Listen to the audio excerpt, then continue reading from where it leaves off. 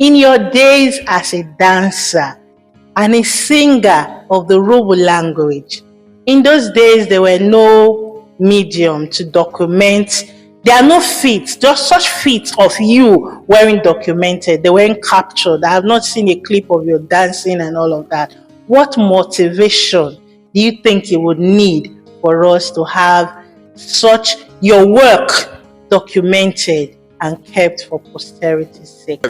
But it can be arranged because, as Gosha was explaining, there's the factor of transmission, agency, and factor of transmission. That is, an event happens and it's conveyed in one language. Yes. How do you transmit it from that language to another language so that it can also be understood and enjoyed? That's really the thing. As I said earlier, many of the Shakespeare plays that we enjoyed in school were African tales, but it was transmission. They were translated first, then Shakespeare picked his thing from there. So, what we have now is the story of Hampate Ba, a man called Amadou Hampate Ba from Mali Republic. He was a UNESCO officer of Mali, based in Paris. And he did research, collected stories of Fulani people. And he translated, he wrote novels.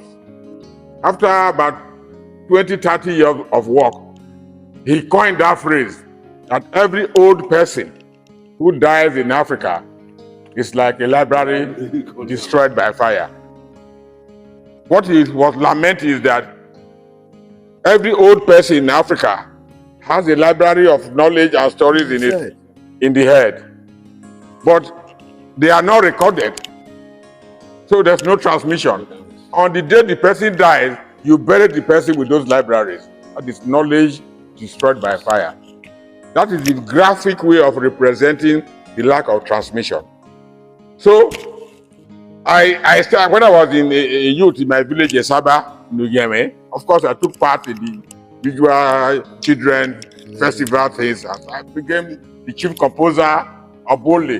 Then from there I became the chief cantor.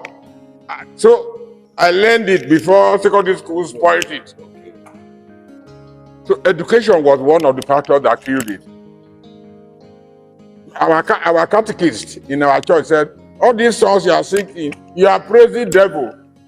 So, and if we continue singing them, we were bound to go to hell. You know the penalty of going to hell. So we abandoned the lesson and so on. But it was the university that I picked up the University of Ibadan, under the influence of Professor Onyi Ogumba. So now I'm a prominent African scholar of oral literature and folklore. But how can I reproduce some of the performances that I've witnessed? I have recorded performances in Udu and Ugiyeme for 50-something years. Every artist, I have their voices. So I can relate festivals of Orugono that they used to have once a year, both in January and March. I have the recording, at least the voice recorded, the audio. And from the audio, some young Udu artists have now recreated Uge. Uge was already dead by the time I did the research. But through the effort, and they revived it. Now you have Uge Udu, Uge Otuworo, Uge Alaja, Uge Jofe, Uge Ureka. A new format of Uge has arisen as imitation of the things that I did academically. And I'm very proud of this. Through that, when I was translating these songs, I had to learn how to sing them so that I should not be like the old person who dies and the library is set ablaze.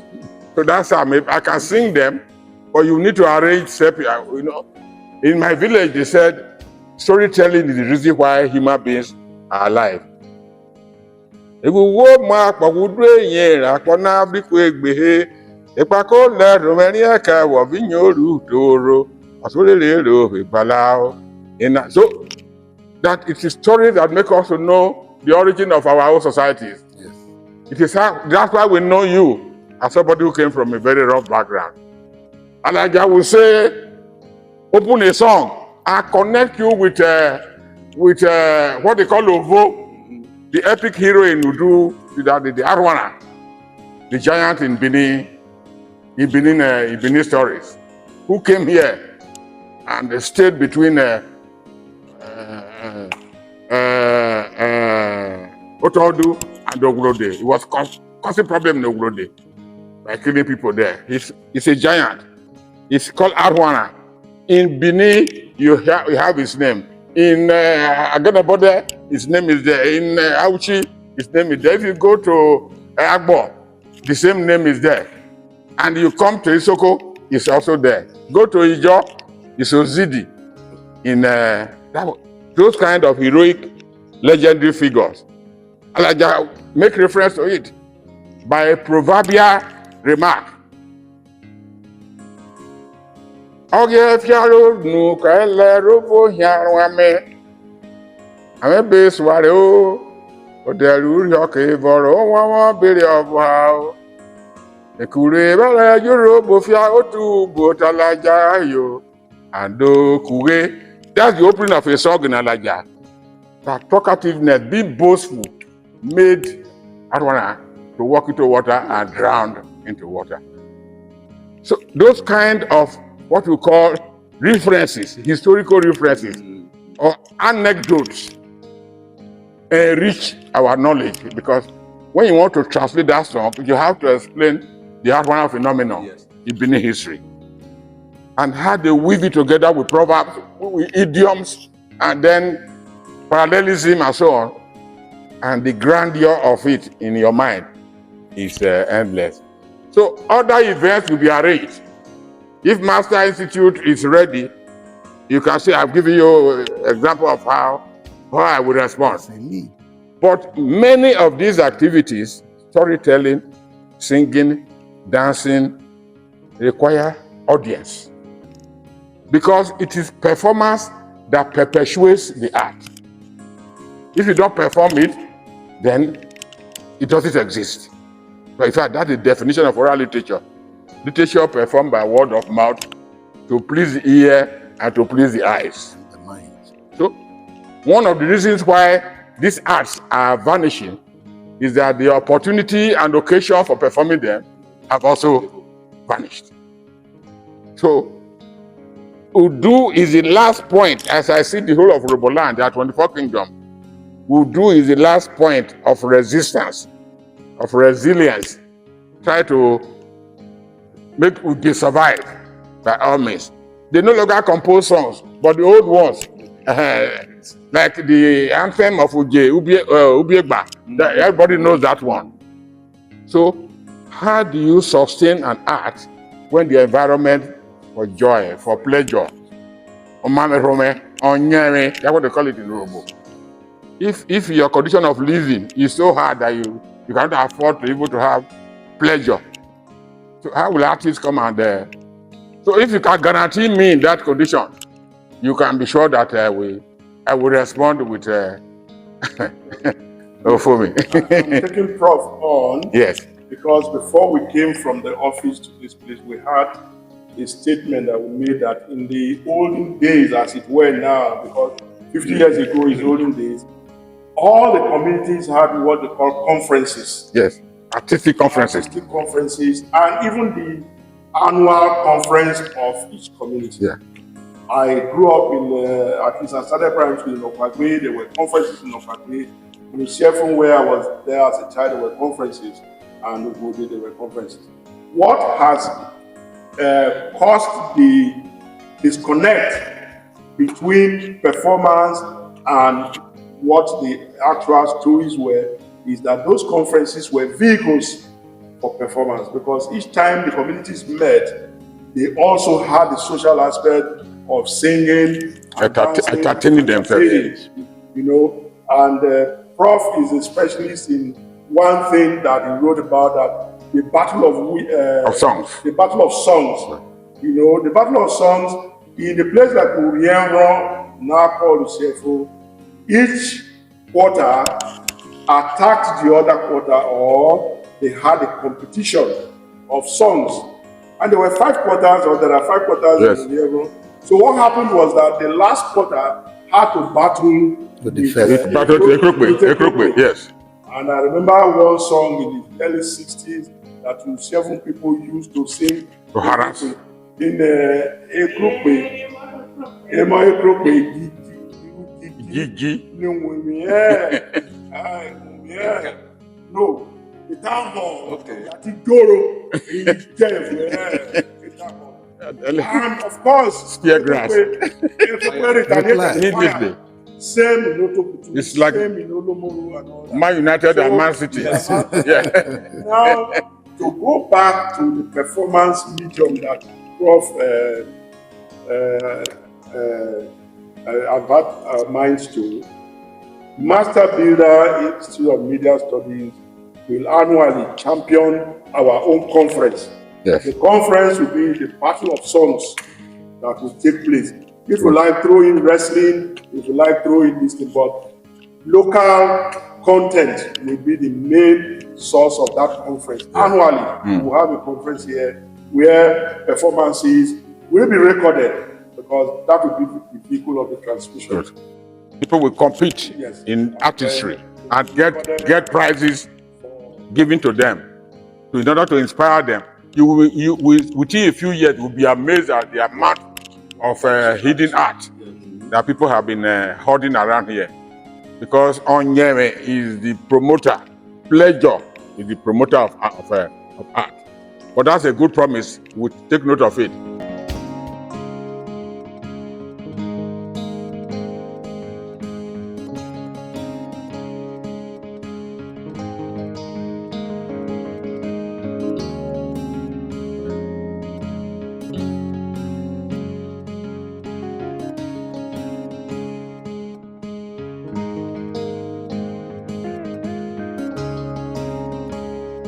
So, gentlemen, on a final note, does it really matter that our story is being told by us?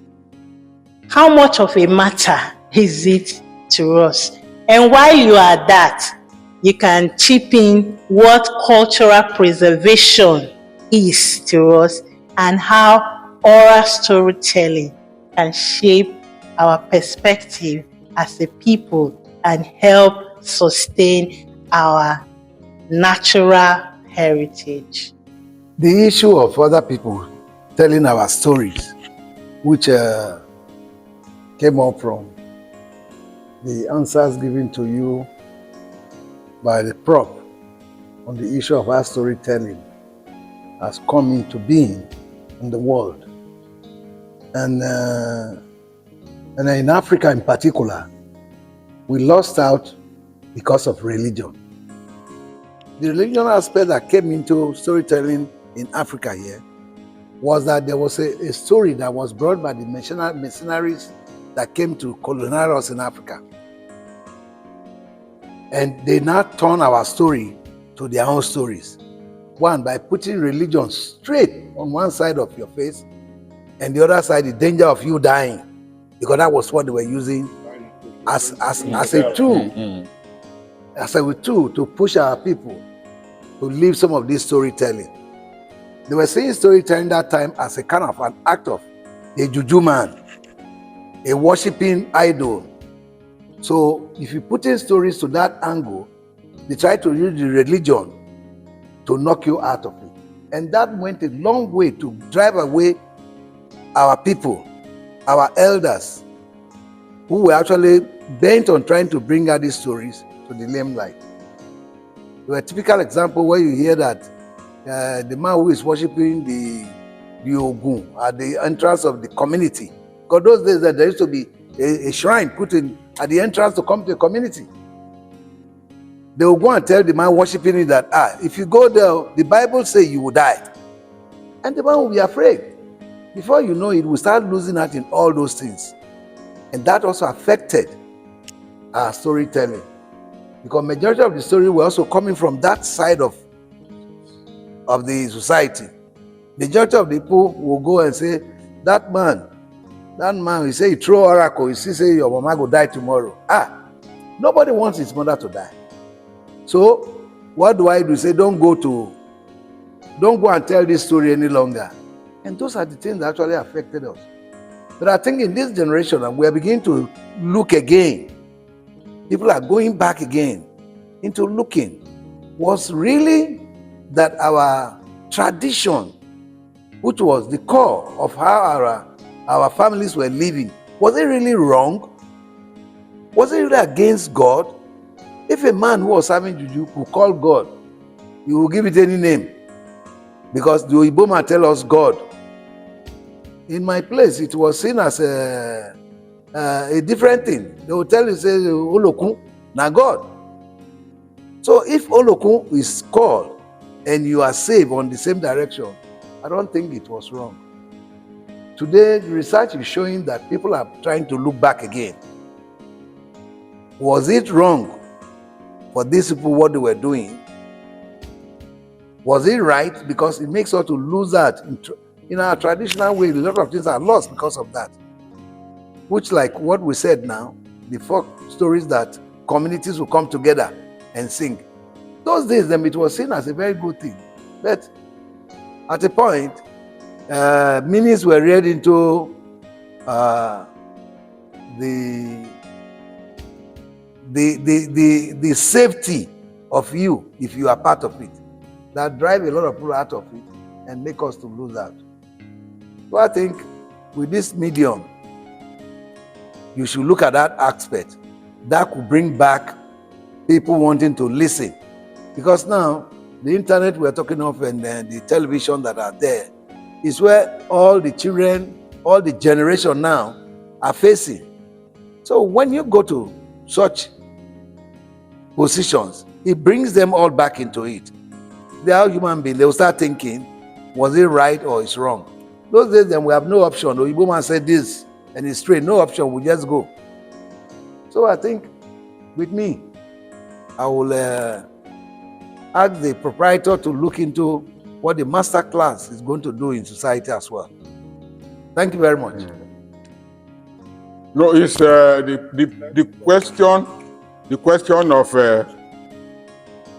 ideology or worldview is important, because the colonial people who told us that what we were doing was idol worshipping, and they were just doing propaganda for their own business. Yes. So now, at least the way the world is now, the science and technology that has evolved, some of those things we thought were idol worshipping, we have to look at them separate now. So to have confidence in your own history, it's not easy when you are a conquered people. Yes. When you are a colonial people. Yes.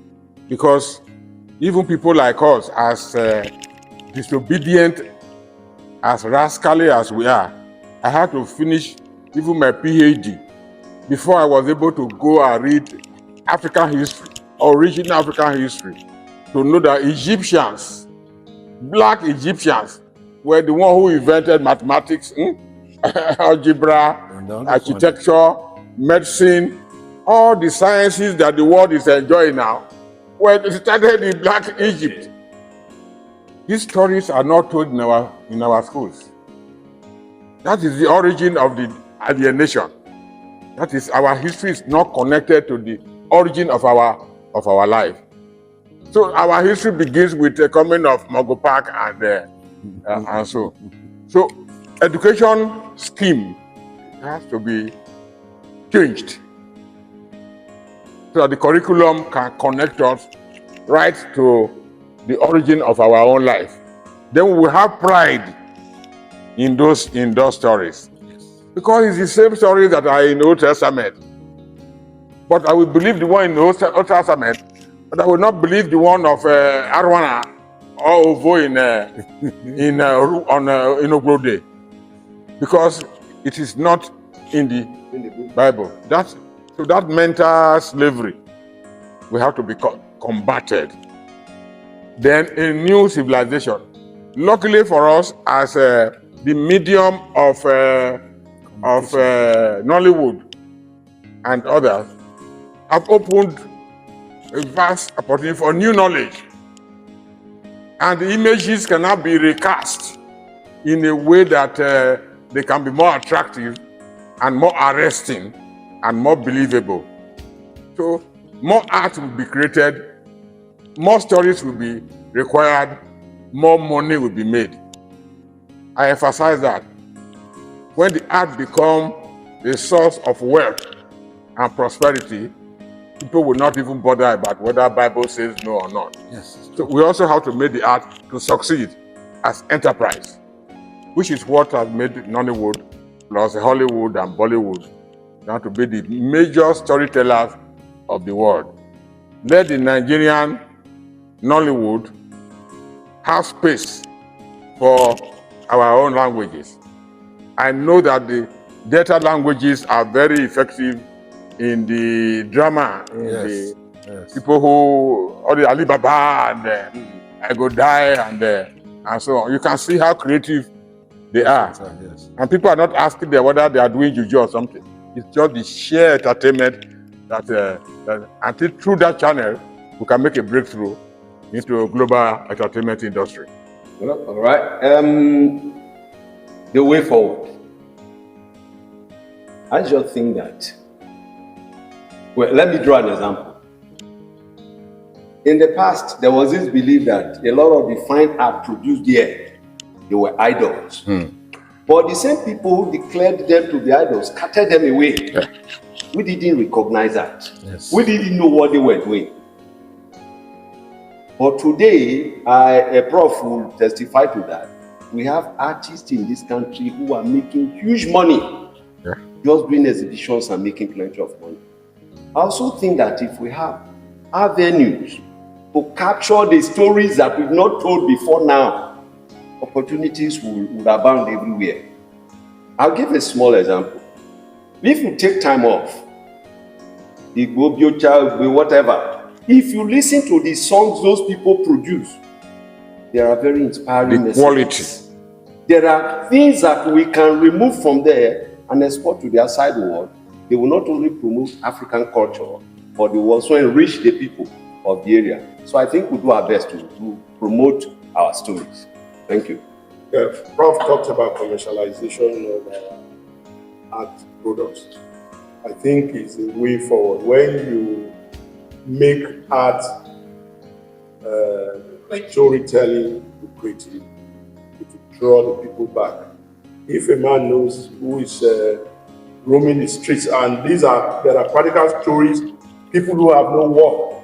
The man who filmed Rocky 1, Rocky 2 and all that, watched Muhammad Ali's fight and he said, wanted to write a film on Muhammad Ali's story, called it Rocky 1.